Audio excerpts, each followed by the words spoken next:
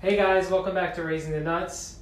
On today's video, we will be doing a two-part video actually. This is part one of a trip I took to Atlantic City last weekend. Going to do the Play Every Hand Challenge down at Harrah's. But first, we have a listener hand history to go through, to reenact. It was sent in by Charles. Charles sent us a couple of hands actually, so we're going to get into that right now.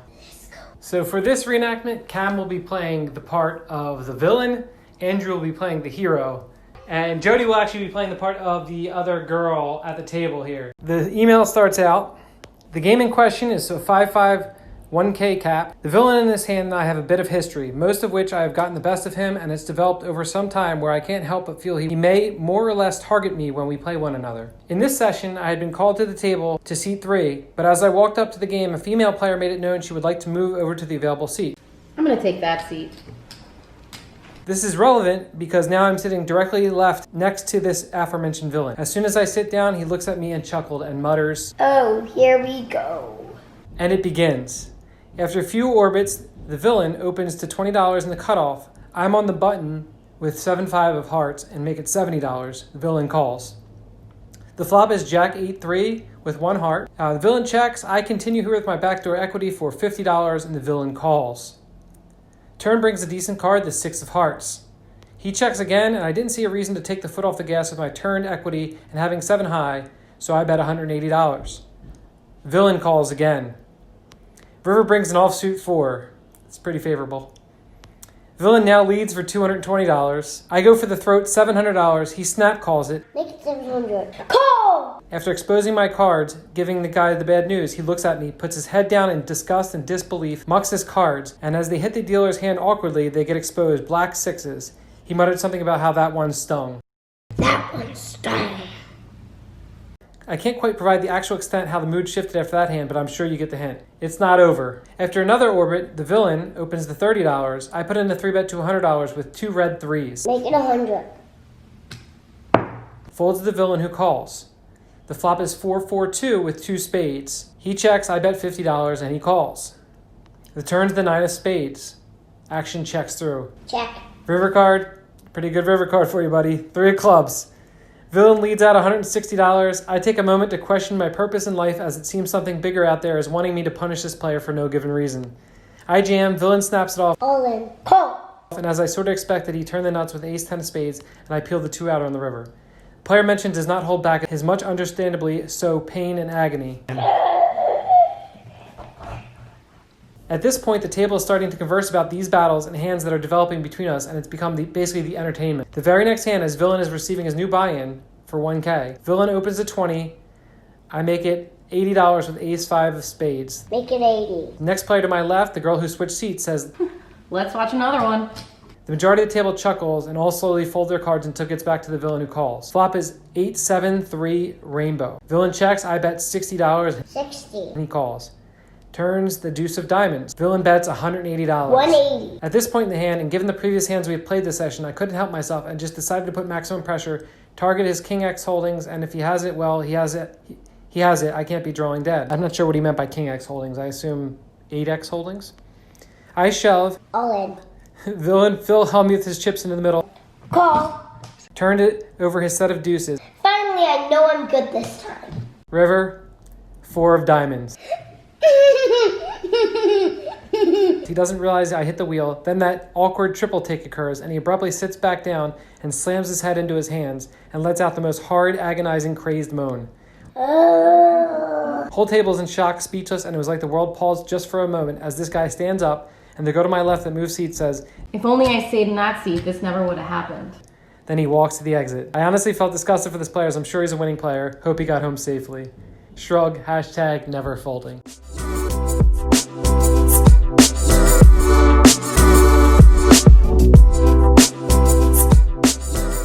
Hey guys, down here in Atlantic City at Harrah's Resort and Casino. Jody had plans for me for this weekend. This is Father's Day weekend, and so she was doing something at the house for me, so told me to take a weekend away. Wanted to go somewhere in New Jersey where I could still play online, so decided to come down here to Atlantic City, and we're going to play a bunch of different games here. Going to start off here by going to do a Play Every Hand Challenge here at Harrah's, playing the 1-2 game. Going to head down there in a bit. Later on tonight, going to probably head over to Borgata, see if I can get in some higher stakes action, probably 10-25 game if that's going, maybe some PLO. I don't know. We'll see what happens. And hopefully we can get going here on the Play Every Hand Challenge. If you guys are not familiar with the Play Every Hand Challenge, we've done 6 of them so far. The idea is I have to play every hand dealt in unless there's a 3-bet or an all-in. I just have to voluntarily put money in the pot so I can limp in the pot and fold. If you guys never saw any of these before, there's a playlist that I'll link up here. You can check out all the other ones that we've done so far. And I'll put the tally down below here. I think we're up like $100 after 6 sessions, something like that. The idea is to raise money for charity, so hopefully I'm going to win a bunch of money and then we can donate that to charity. But you get into some fun situations, as you'll see, and we're going to go down and get started.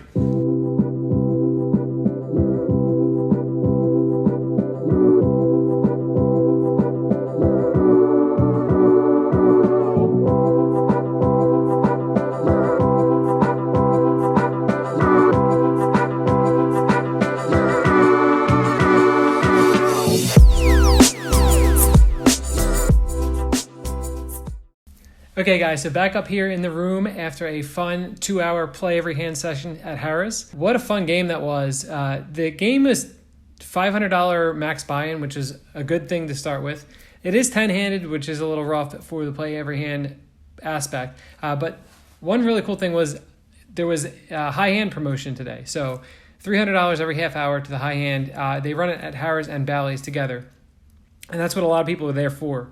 So I knew going in it was going to be one of those type of games where everybody's limping in, trying to hit the high hand. I sat right down, and the gentleman to my left, Herb, introduced himself to me, let me know if I needed any help with the rules of the high hand. He was there to help me. But everybody was in a good mood and having a good time. So we're going to get this kicked off. So I'm playing 100% of hands. Looks like everybody else is going to play 100% of hands. So let's see what happens. Now, if you go back to when I went down to the Horseshoe Baltimore, I wasn't doing that Play Every Hand Challenge, but they did have a high hand promotion there, which I won. And I actually also won a high hand at the Sugar House a couple of months ago as well, which is kind of crazy, 2 high hand wins when I don't really play that much live poker. So the 5th hand in to the day here, I limp in with King 8 offsuit. We go to the flop 7 ways. The flop comes down ace, ace, ace, checks around, and it turns another ace. So now I have quad aces with a king, which is already going to qualify for the high hand. Player in middle position bets $5. I make the call, and the other player folds. Now the river's a king. So the board plays, but there has to be $20 in the pot in order to qualify for the high hand. So when my opponent checks it over to me, I bet $10. The opponent makes the call. We chop that pot as he had queen 9. But my hand, because I have a king in my hand, it qualifies for the high hand.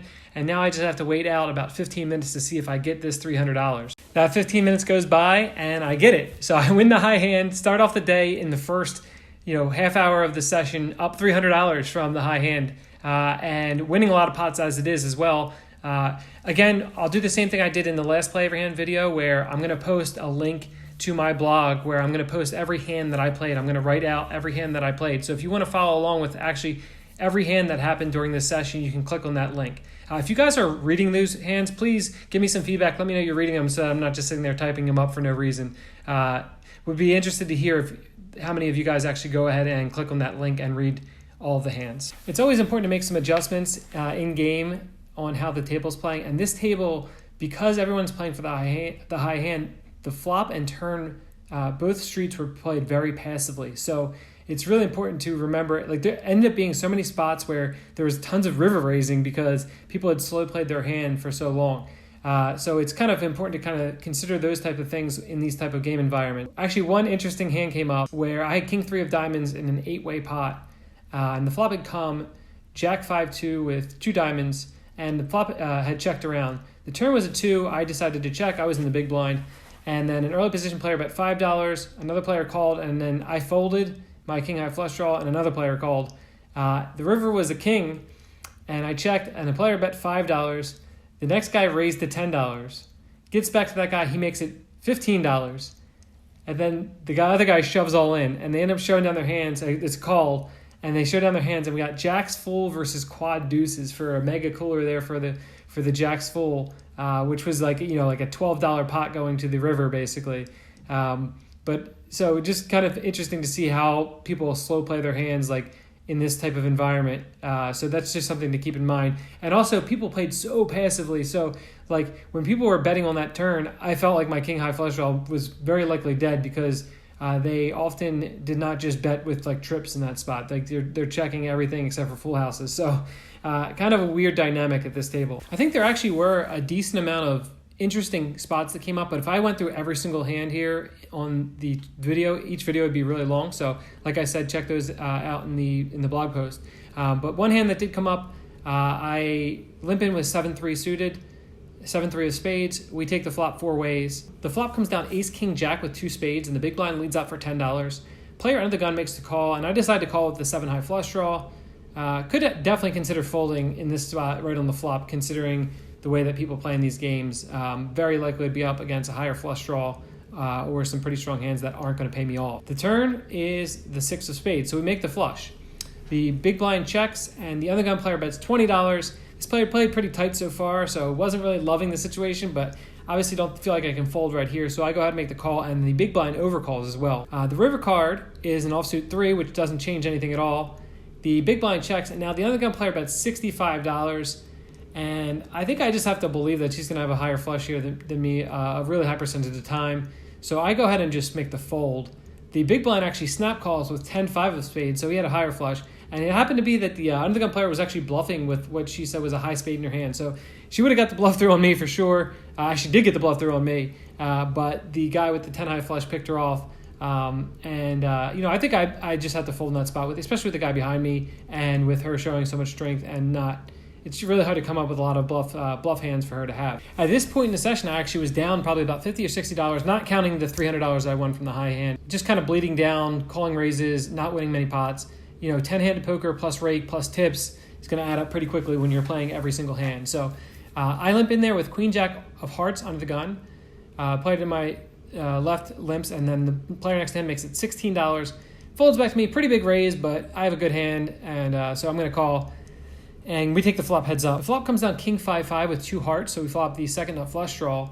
Check it over to him. He bets $35. Feels like he probably has aces, so I go ahead and make the call. The turn, 4 of hearts, so we get there right away on the turn. Could definitely consider leading this turn. Honestly, I didn't realize what his stack size was, and I think I really should be leading, given that he had about $160 left. I believe I should be leading because I think he's just going to check back the turn a ton here. Unfortunately, I did not do that. He checks behind. River's an offsuit 9. I go ahead and bet $95, and he doesn't think too long and shoves all in for 60 more. And given the way the hand played out, I just can't imagine that he has a better hand than I do. The guy played pretty tight, it's just very unlikely for him to have any. I don't think he'd open any ace high combinations to $16 that. Because I have the queen of hearts and the jack of hearts. So basically, if I'm beat, it's by pocket 9s or pocket kings that play, that bet big on the flop and then check back turn would be kind of awkward. 9s might happen, but not kings. So anyway, it's only $60 more to me anyway. So I make the call, and he shows pocket aces with the ace of hearts, and I take that one down. So now up a decent amount. Last hand of note, I limp in there with the deuce 5 offsuit from middle position. We take the flop 8 ways. And flop trips. Flop comes queen, deuce, deuce, 2 hearts. Checks to me. I decide to bet $5, and 2 players make the call. The turn's an offsuit 10. I keep betting. I bet $10, and a player in middle position wakes up with a raise to $25. Folds back to me. Kind of weird for him to raise in this spot. Would not expect this player to be playing too many deuce X hands, but I don't think I can raise, especially with a 5 kicker, so I just go ahead and call. River's an offsuit 7. I check, and he checks back with queen 10 offsuit for top 2, so we take that one down. Ended up playing 60 hands in those 2 hours total, and winning $183 for that session, plus the $300 for the high hand for a total of $483. Now I want to ask you guys, should I include that $300 in my tally here? The good thing for that would be that it goes to charity, assuming I reach the goal. The bad thing is, does that really count as winning money as part of the Play Every Hand Challenge? I don't know. Let me know in the comments below what you guys think. Again, like I said, interesting table. We had kings folded pre-flop twice in the 60 hands that I played at the table. There was the full house against quads hand. There were several full house versus full house hands. Just kind of a wacky table, and everybody's, like I said, having a good time and enjoying this promotion here at Harrah's. Nice to win on the session, and we'll see where we're headed to next. Probably going to play online for a couple hours here in the hotel and then head over to Borgata for a session.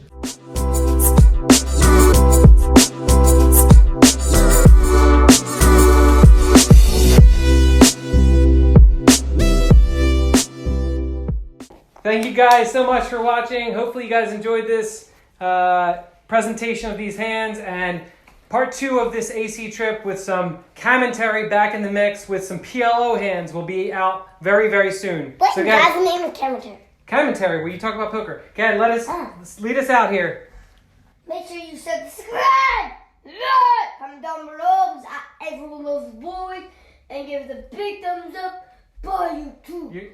We might have to adjust the angle on this in the future because your head's all the way down here. Hi. We got a new setup in here. You guys will see some more of this in the next episode. See you guys. Buddy, you want to say bye? Bye-bye. Are you kidding me?